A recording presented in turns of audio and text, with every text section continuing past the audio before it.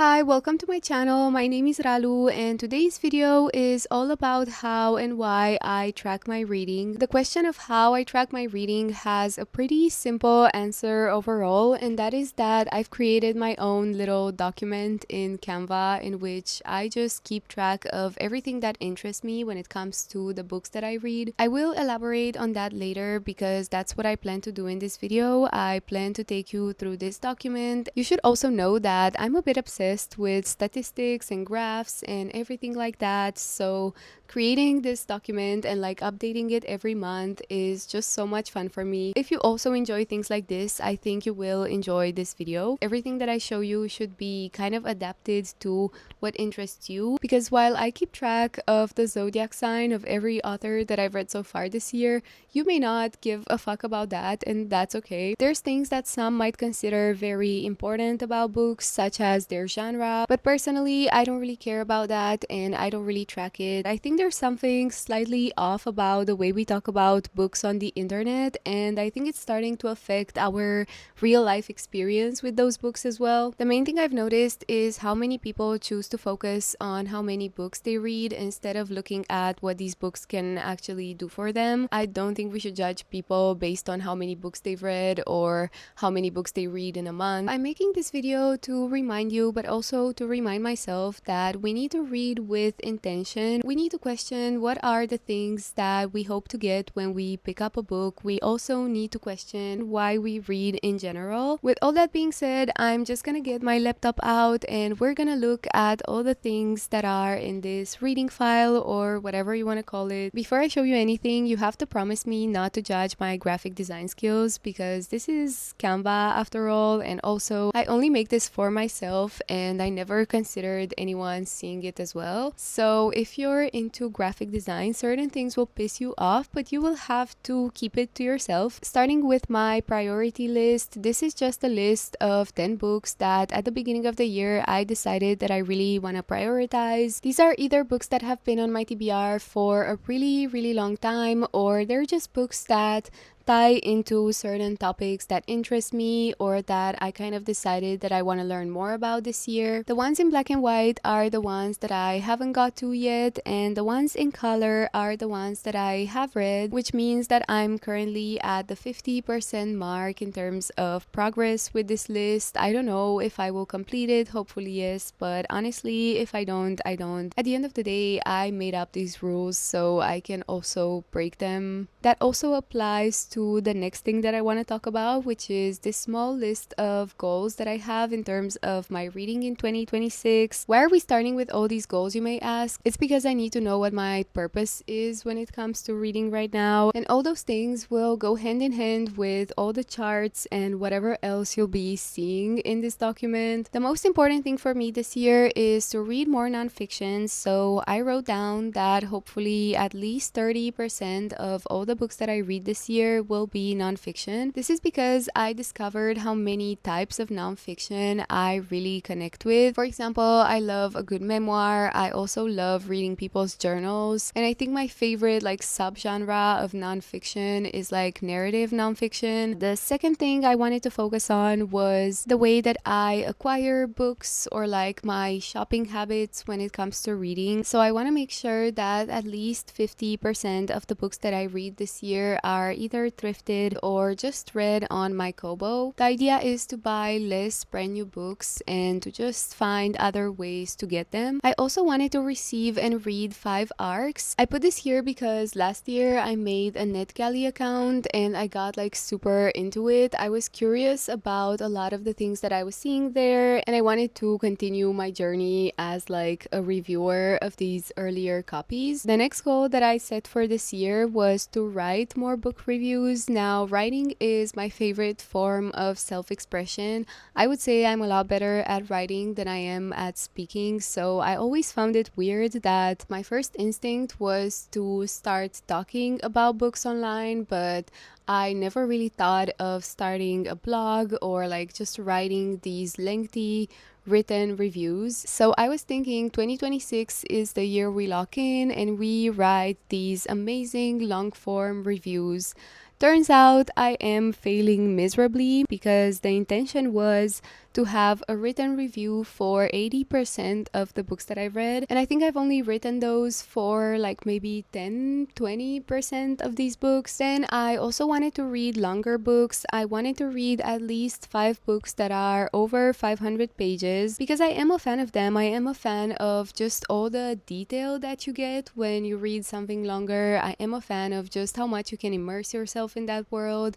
I love a book that becomes kind of a companion to you, like you're just making your way through it for the whole month. I think that's really cozy and wholesome. The thing is, I get distracted super easily by shorter reads, as I'm sure a lot of other people do too. So I just wrote this down hoping that it's gonna remind me what my priorities are. And lastly, I want to do at least 3 body reads this year. Kind of self-explanatory. I just think it's so much fun reading something alongside someone else. So far, I've only done this with my boyfriend. We read Crash together, and I really think that the fact that we read it together made it a way better experience than if I were to read it by myself. And then on the side here, you will see that I counted my physical TBR in January, and it was at 36 books. Naturally, I hope that by the end of the year we'll have a smaller number there, although I really don't know what to say. I have a page for every month. This is, for example, January. I put down all the books that I read, usually in the order that I read them, and the only thing that I note here is what was my favorite and my least favorite read of that month. This is just for fun, you know. I cannot be bothered to rank every single one of them. I think that would be kind of insane. And then at the end of the month, I have this kind of overview in which I keep track of the average rating and page count of that month. And I also like to keep track of how much time I've spent reading each book. This tells me multiple things, like sometimes it kind of reveals my actual level of enjoyment of that book, because there are some really short books that I spend way too much time on. And I know myself, I know that if I like something, I'm probably gonna eat it up in a few days, so that can remind me in some cases that I just haven't had the best time with that book. It can also indicate the books that I've loved the most and that were kind of a highlight for me. For example, in January, I spent 20 days reading Jane Eyre, and it was my favorite read of the month. And it's true that every time I look back on this time of my life, I remember the atmosphere and the emotions and everything that I was going through with this book, you know. So it can be just for sentimental value. I have the same thing for February, for March and April, and it just keeps going until August, because we are now in August as I'm filming this. The only thing I finished so far in August was this little essay by Toni Morrison called The Side of Memory. I absolutely loved it. After these month by month breakdowns, we have the more general and honestly the more relevant statistics. So the first thing in here is this, which is all about how much I read each month. Now hear me out, I know I said that this doesn't matter, but I'm not keeping track of this in terms of like productivity. It's mainly something that shows me when I am most inclined to pick up a book, I guess. Again, something that prompts me to look back on that specific time of my life and kind of reflect on what was going on and how that affected my desire to read. Looking at this right now, there's nothing that stands out in particular, but I remember keeping a very similar document for last year's reading as well, and it was really interesting to notice how, for example, in the months when I've had a really terrible job that was just sucking the life out of me and making me hate everything around me, I also just couldn't focus on reading. Another thing that this particular graph reveals to me is if I'm reading enough of these longer books that I've been meaning to, with each of these blocks being representative for the page count of all of these books, I can just look at it and immediately see if I'm on track or not. The next thing we have here is this random page with all the authors that I've read from this year. With the risk of sounding absolutely insane, I have to confess I'm just always curious what they look like. I know that's not relevant at all in the way that they write, and I never like judge them based on that. It's not like oh, I don't read books by ugly people, but it's just like an additional slay when I've loved the book and then I look up the author and they're just like this crazy baddie serving face. I just think it's so funny because sometimes I imagine a certain author persona around someone based on the book that I'm reading by them. And then the moment I look them up, they're literally exactly that, but maybe that's just me. Also, here I track the zodiac signs of each of these authors. Of course, we have quite a lot in the unknown category because I have discovered that you can't always find their birthday, which is kind of disappointing. But yeah, again, this is one of those things that's just a lot of fun for me. I love seeing who else is a Gemini because I'm a Gemini. I also love it when I discover things like Virginia Woolf and Toni Morrison being Aquariuses, because if you know anything about Aquariuses, that just makes so much sense. I'd love to do an entire video on this idea, so let me know if you would be interested maybe. Anyway, then we move on to the things that actually matter, I guess. I track the gender of these authors. To be honest, the only thing that I care about here is that I don't read more by men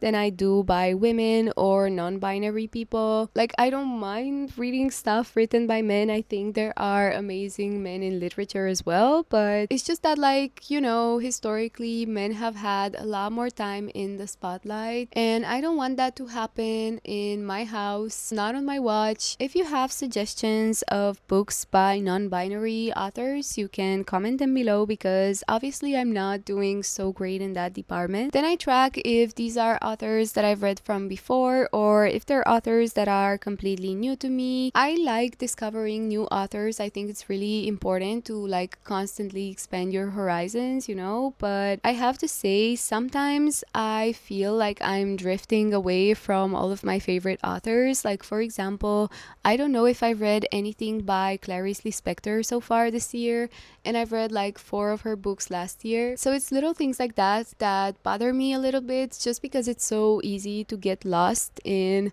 all of these options out there that you can end up forgetting about some people that you really connected to and that really made you feel seen, and it's just such a shame. So with this, I'm just trying to maintain like a healthy balance. This is where I track the amount of nonfiction that I'm reading because, like I said, it's very, very important to me right now. I have that tiny graphic slice there because I have read one graphic novel this year and I just didn't really know where to put it. I don't know how that works because I've never read a graphic novel in my adult life before.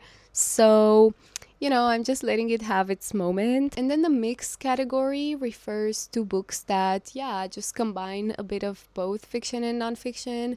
If you've read Devotion by Patti Smith, like it's mainly a nonfiction book about the craft of writing. But to kind of exemplify that, Patti Smith includes like a work of fiction that she wrote, and that makes up like a pretty big chunk of the book, so I feel like that's enough to consider the book like a mix of both. It can also refer to these books in which the line gets very, very blurred. Like, I think I counted Henry Miller's Tropic of Cancer in the mixed category because, from my understanding, it is like a slightly fictionalized account of his actual time in Paris. Like I said, I don't track genre further than this, so I can't really break it down into all these individual cases. This is a breakdown of all the star ratings that I've given, and you might say I'm too generous with my ratings because, well, most of this is made up of 4 stars and then we also have a lot of 5 stars. But to that, I say that you need to get better at finding books that you actually like and like understanding your taste. My hot take that no one asked for is that people who constantly give books low ratings are not just being critical or whatever, they actually struggle to understand their taste. You keep reading all these books that you're convinced you're gonna like, but you end up hating. Of course, that can still happen, but what truly bothers me is when the majority of the books that you read are kind of like failures in your eyes, because then I start to wonder whether your decision-making process is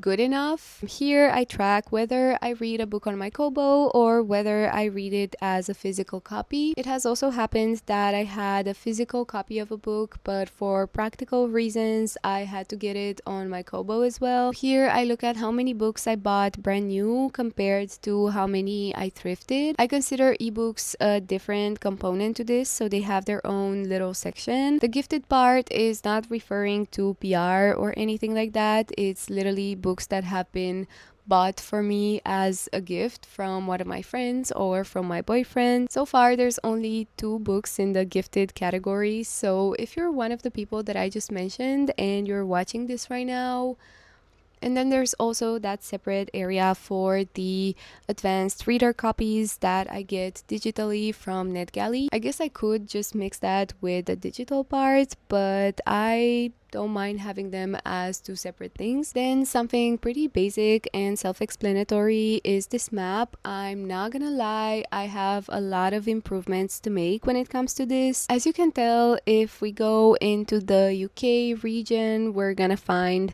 a shit ton of books, and if we go to the USA, we're also gonna find way too many books. That's pretty concerning, I'm aware. I was hoping to try and do the Read Around the World challenge next year. I mean, I know I'm not gonna be able to complete it, but I really hope I'm gonna be able to make some progress in that, because this is looking pretty depressing. But again, having this very clear visual representation is something that helps me understand the gaps in my reading, and that definitely tells me what I need to fix or what I need to pay more attention to. Here I have all the books that I gave 5 stars to so far this year, and this little chart or whatever you want to call it that shows you that 12 out of the 46 total items were a 5-star read. Another thing that I'm kind of passionate about and that I always need to know is when a book was published. These are all the books that I read that came out this year in 2026. All of these are the books that I received as ARCs. I don't really go for brand new releases with my own money because they're just absurdly expensive, I'm not gonna lie, especially when they only come out as a hardcover or these like super oversized paperbacks. I think you know what I mean. Like this one, for example, like I love this book. It's one of my favorite works of contemporary fiction, but like I need to know who allowed this, and I need to know if there are any readers out there who would much rather have something like this than just a basic beautiful book. So yeah, these are the 2026 releases that get their own section. Then we have the other books that were published in the 2020s, but like only up to 2025. I had to add like a second slide for this because I read a lot of these. It's really interesting because without even realizing, I ended up reading a lot more books that were released in this decade than I have last year. Like I think last year I constantly chose classics and things like that over contemporary fiction, but this year it's been pretty much the opposite. I've still read some classics and modern classics, but I'm still surprised that this is what makes up the majority of my reading. We have 2 books written in the 2010s. We have Love by Toni Morrison from the 2000s, 2 books from the 90s, 4 books from the 80s, and 5 books from the 1970s. I came to the conclusion that I love the 70s. I love movies from the 70s. I love music from the 70s. I also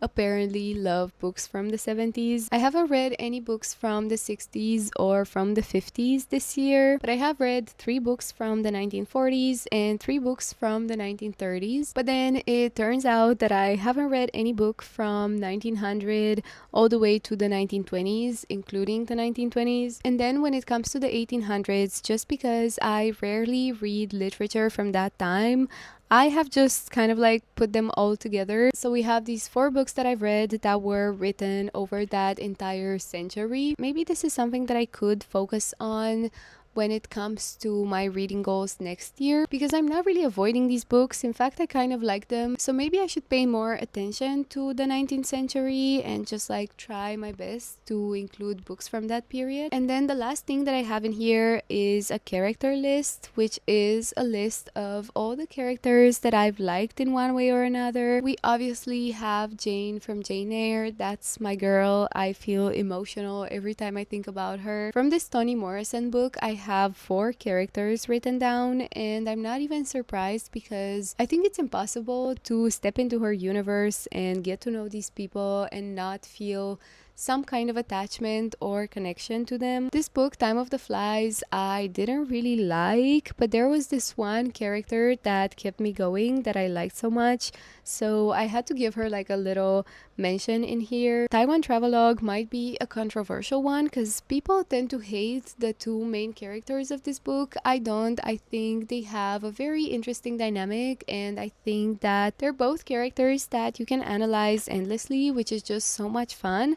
But also they're characters that feel real. They feel like real people. They're very believable in a lot of ways. So this should give you an idea of the kinds of characters that I tend to appreciate. We also have Dora, who is the narrator of Angela Carter's Wise Children, and I think she's literally up there in my like top 3 favorite characters of all time. I also have a second page of characters that were memorable to me. Some of these here are main characters, others are side characters, but I think they can be equally fascinating if they are well written. And that concludes my document as well as this video. I really hope you enjoyed it, and I want to thank you for still being here and for watching this. I would love to know how you track your reading and like what are the most important things that you pay attention to. I'm also curious if you have a digital document like this or if you prefer writing it down in like a journal or something. So yeah, talk to me. I would love to exchange ideas. I'm constantly updating and tweaking this document that I have right now, so I'm always open for suggestions.